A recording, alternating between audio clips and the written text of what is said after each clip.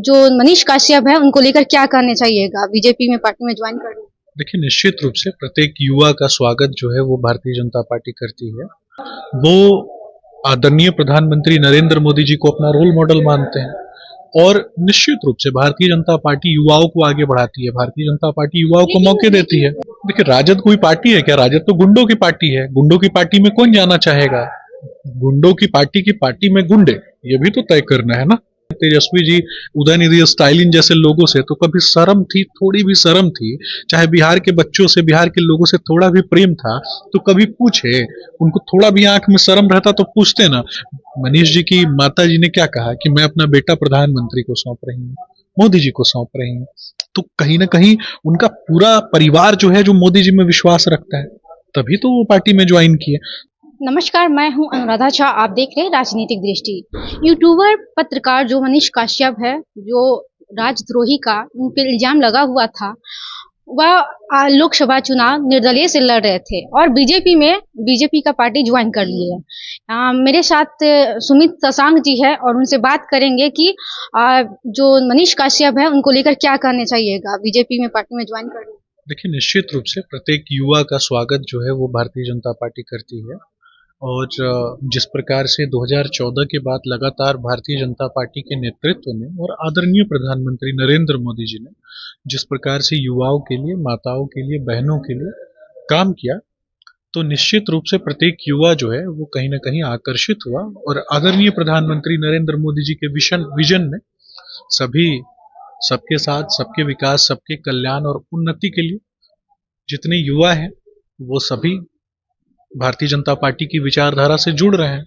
आपने देखा होगा कि विगत कुछ वर्षों में जितने भी मीडिया सेलिब्रिटी हों या फिर कला संस्कृति के क्षेत्र से आने वाले लोग हों, चाहे पत्रकारिता के क्षेत्र से आने वाले लोग हों, जिन्होंने भी अपने अपने क्षेत्र में अच्छे कार्य किए हैं, वो आदरणीय प्रधानमंत्री नरेंद्र मोदी जी को अपना रोल मॉडल मानते हैं और निश्चित रूप से भारतीय जनता पार्टी युवाओं को आगे बढ़ाती है। भारतीय जनता पार्टी युवाओं को मौके देती है। लगातार आस लगा के बैठे थे मनीष काश्यप की कहीं ना कहीं से हमको मिल जाएगा, ये प्रत्याशी मिल जाएगा, उनको टिकट मिल जाएगा, लेकिन बीजेपी उनको टिकट नहीं दिया। फिर भी बीजेपी पार्टी क्यों ज्वाइन किया?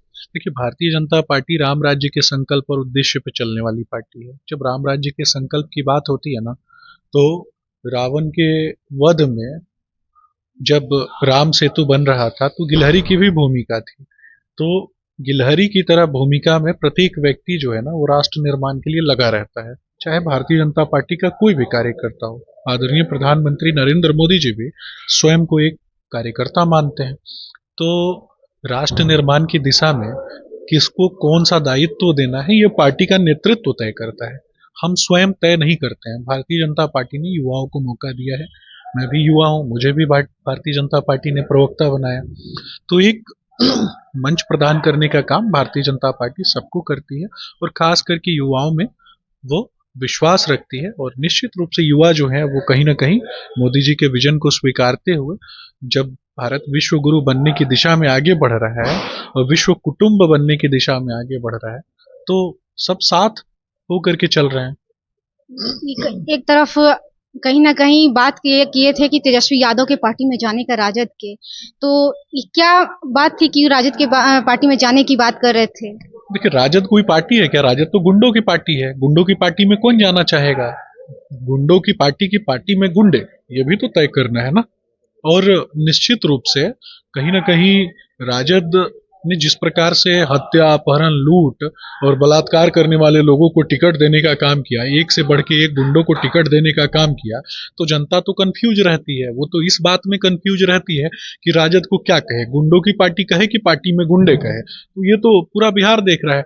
भैंसों का चारा चोरी करने वाले लोग, अलकतरा पी जाने वाले लोग, जमीन के नाम पे घोटाला करने वाले लोग, दूसरे के किए गए कार्यों का क्रेडिट चुरा लेने वाले लोग, 9वीं फेल का डिग्री लेकर के घूमने वाले लोग और कहीं ना कहीं बिहार को अशिक्षा, बेरोजगारी और के गर्त में ढकेलने वाले लोग, उस पार्टी में कौन सा युवा जाना चाहेगा? कौन सा पढ़ा लिखा युवा जाना चाहेगा वैसी पार्टियों में? उन लोगों ने तो बिहार के इंफ्रास्ट्रक्चर भाव ही नहीं दिया। अरे बिहार के इंफ्रास्ट्रक्चर को समाप्त कर दिया राजद ने।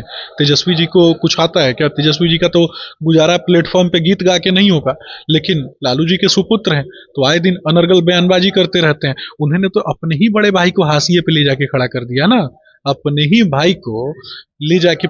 कभी देखी है तेज प्रताप जी को इधर चुनाव के दौरान आपने कहीं देखा है? कहीं नहीं देखा होगा, क्योंकि उनको लगता है अभी तो उनके माता पिताजी जिंदा हैं तब ये हाल किया है तेज प्रताप जी का। जब वो नहीं रहेंगे तब क्या हाल करेगा तेज प्रताप जी का? तब तो रोड पे लाके खड़ा कर देगा उनको ये सब। एक राज्य में झगड़ा लगा रहे थे मनीष काश्यप, इस पे क्या कहिएगा? राजद्रोही का उन पे आरोप था। देखिए, बिहार के मजदूरों के लिए अगर कोई आवाज उठाएगा, मैं भी 1000 बार बोलता हूँ कि बिहार के युवाओं को जब पलायन होता है, सही नहीं, वही मैं बता रहा हूँ ना। अरे सही सही क्या है, मैं बोल रहा हूँ ना, मंच के माध्यम से बोल रहा हूँ। बिहार के युवा जब दूसरे राज्यों में जाते हैं और जब बिहारी युवाओं का जब पलायन होता है, उनको दूसरे राज्यों में मारा पीटा जाता है, उनको अपमानित करने वाली बातें होती हैं, तो जब गलबहिया करते हैं तेजस्वी जी, उदयनिधि स्टालिन जैसे लोगों से, तो कभी शर्म थी? थोड़ी भी शर्म थी? चाहे बिहार के बच्चों से, बिहार के लोगों से थोड़ा भी प्रेम था तो कभी पूछे? उनको थोड़ा भी आंख में शर्म रहता तो पूछते ना कि बिहार के मुद्दों पे जरा बोल दीजिए, बिहारियों को कम से कम मारने पीटने से बचाइए।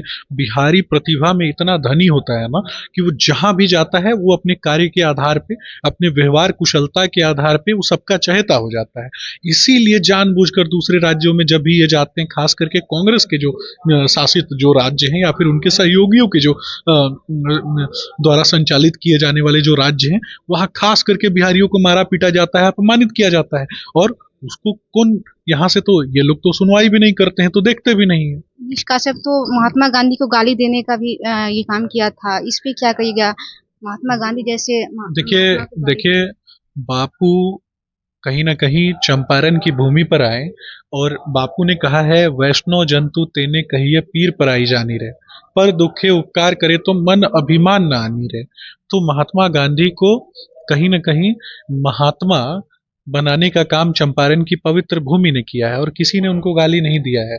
ये गाली देने का, उनको कलंकित करने का काम किसने किया है? ये राहुल जी जैसे जो लोग हैं ना, ये इस परिवार ने अपने नाम के आगे गांधी शब्द जो लगाया है ना, ये कहीं ना कहीं उनको, जो आप बोल रही हैं, वो गांधी जी को अपमानित करने का काम किया है अपने नाम के आगे इन लोगों ने। लास्ट सवाल है, मनीष काश्यप से कहीं डर तो नहीं कि बीजेपी की उनको अपने पार्टी में बीजेपी ज्वाइन कर लिया? देखिए, आदरणीय प्रधानमंत्री नरेंद्र मोदी जी के विजन पे पूरा देश चल रहा है, पूरा विश्व चल रहा है। वसुधैव कुटुंबकम की नीति पर एक ऐसा प्रधानमंत्री, एक ऐसा विजनरी व्यक्ति जिसको सब कोई, प्रत्येक युवा जो है ना, वो अपना नेता मानता है, उसको अपना गरीब अपना बेटा मानते हैं, आदिवासी क्षेत्र से आने वाले लोग अपना भाई मानते हैं।